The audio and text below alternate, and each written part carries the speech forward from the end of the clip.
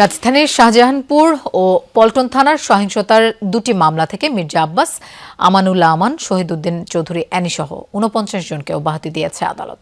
সকালে ঢাকার chief judicial magistrate আদালত এই অব্যাহতি দেন। এর মধ্যে পল্টন থানার মামলা থেকে ২৬ জন এবং শাহজাহানপুরে থানার মামলা থেকে ২৩ জন অব্যাহতি পেয়েছেন।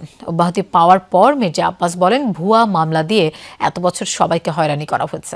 কোর্টে আসতে যেতে অর্থ ও সময়ের অপচয় হয়েছে। এ সময় আব্বাসের আইনজীবী মহিউদ্দিন চৌধুরী বলেন, আদালত মামলার সবকিছু দেখে শুনে ন্যায় বিচারের স্বার্থে সবাইকে খালাস দিয়েছেন। পুলিশ আমাদের বিরুদ্ধে ভুয়া কিছু মামলা দেয়। সেই মামলা ২০১৩ সাল থেকে আজ পর্যন্ত, আজকেও ২০২৫ চলছে। আমাদেরকে কোর্টে আসা যাওয়া করতে করতে সময় নষ্ট হয়েছে,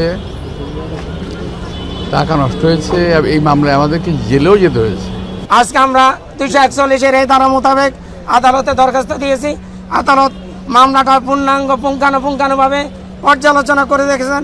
মামলাটা মিথ্যা, বানোয়াট এবং উদ্দেশ্য প্রণোদিত। সেই হিসেবে আদালত ন্যায় বিচারের স্বার্থে ওনাদের সবাইকে অব্যাহতি দিয়েছেন।